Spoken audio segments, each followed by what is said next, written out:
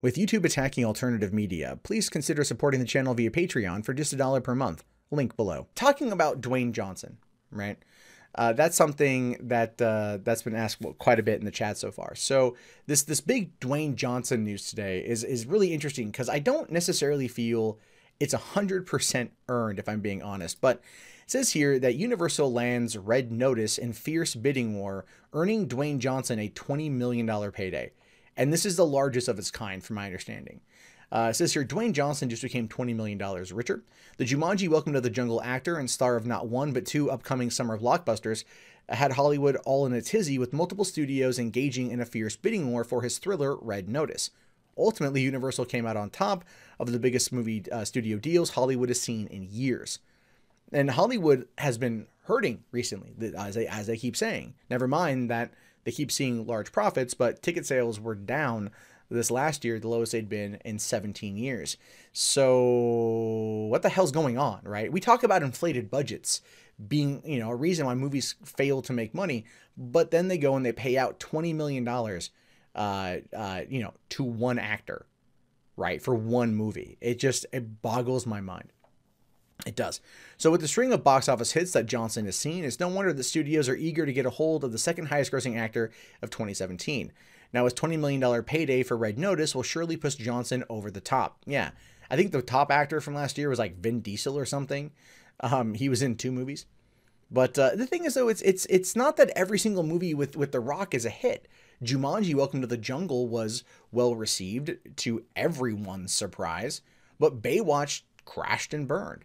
They do chalk in the whole situation involving Fast and Furious 8, but that's an ensemble film. Now, don't get me wrong, Hobbs and Shaw's bromance in the movie was probably one of the higher moments of it, and I'm looking forward to their spinoff. But it's not like, I think The Rock gets a lot of, I like The Rock, but I feel he gets a lot of a lot of unearned praise from time to time. Universe, and here's the thing, the reason why I think he gets all that praise is the dude's ultimately super positive, and that is awesome, so I'm not criticizing that, but it's like, do we not remember Hercules from 2013? I know he wants to forget that. Universal and Legendary teamed up to land the action flick, which will be written and directed by Rawson Marshall Thurber. As a star vehicle for Johnson, Thurber is a frequent collaborator with Johnson, recently directing Central Intelligence and the upcoming Skyscraper. But didn't Rawson Marshall Thurber also do We're the Millers and Dodgeball, I think? Did he do those ones? Am I thinking that correctly? So Skyscraper is Die Hard in an office building, which that's the joke, which when I made that one on Twitter, go over some people's heads. So you've got, it looks interesting, but at the same time, it's also like it could easily crash and burn. Central Intelligence, I don't understand the like of that movie. It was not very funny. All the jokes were in the trailer. Even the unrated version was just kind of So it's like, I don't know. I don't know. People, the thing is, Central Intelligence made money. It did. But when I watched it, I was like, this was it? Am I just getting older and dumb slapstick comedy still is just not appealing to me anymore? Which is weird because I watched the hell out of South Park and American Dad. Anyway, Red Notice refers to the highest and most serious of 8 Interpol notices. A red notice is issued in the arrest of wanted criminals.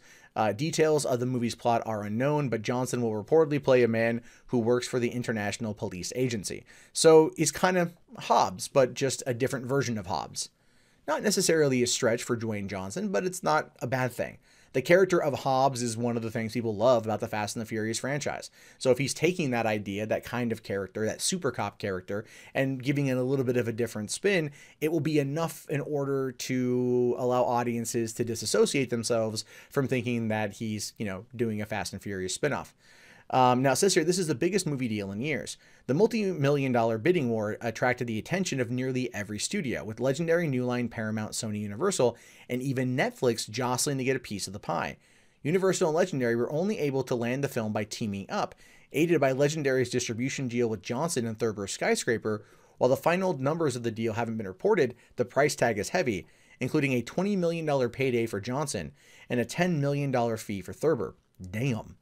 Damn, seriously. Red Notice's budget, which reportedly will be north of $125 million, according to the Hollywood Reporter. Another movie star still has to be secured as well. Yeah, because Johnson won't just, sell it. But then again, like, I will say, there you have San Andreas, which was a summer popcorn movie, did well. They're doing a sequel. Okay. And The Rock will kind of go out and do whatever he wants to do. And like I said, Baywatch, Hercules, Pain and Gain, he'll mess around with certain things. And I do give the guy credit for experimenting and not just keeping it safe. So there's that when it comes to the credit that he's earned. Now, it says here that Deadline notes that Red Notice is on a remarkably fast track from pitch to finished movie, with a tentative release date set for 2020. Production is intended to start as early as 2019. It's a fast pace for a tentpole movie, but it's relatively similar to how Fast Skyscraper came together.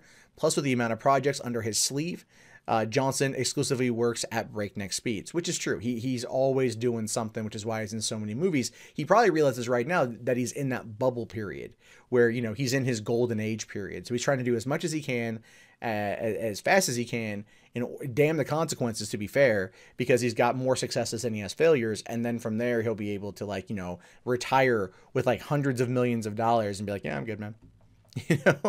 So you got, I mean, look at even what's coming out this year. You've got Rampage on April 20th and The Skyscraper on July 13th.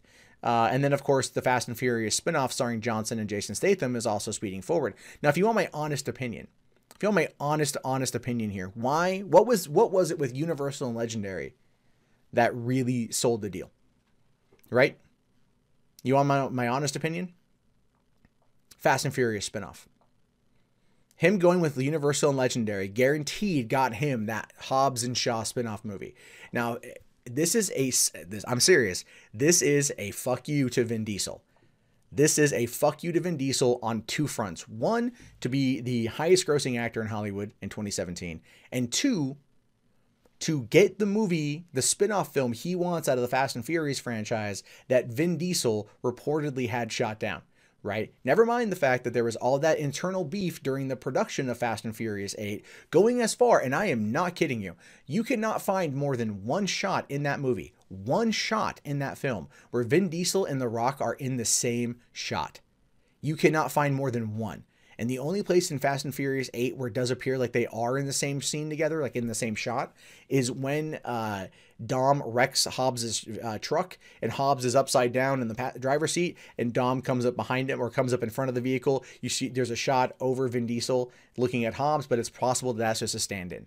But I'm telling you, he did this as a way to get back at Vin Diesel. Because it's not that The Rock is a bad dude. I don't think he's a bad guy. But we've seen some of the beef with Tyrese pop out, and some of the fight in between them, and as a result of that, we get this weird situation here. So if they already have a deal lined up with Skyscraper, so he's already working with them, and he comes across like a loyal enough guy. If they said, listen, we're gonna do, what do you want? And he's like, Fast and Furious spinoff, Hobbs and Shaw, and that's the whole thing. At the article, they said they're fast tracking that, and I saw an article today talking about the director.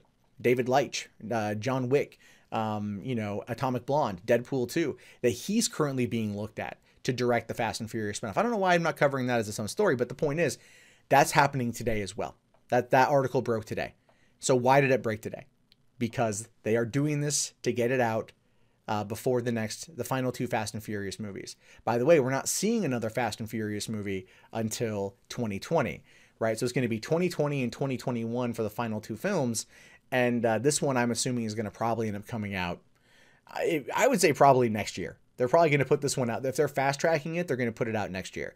And I said, to kind of wrap this whole thing up, because this is my theory, and we'll probably hear some rumors about this later on, that this was in fact a screw you to Vin Diesel from Dwayne Johnson. And honestly, it's really well executed.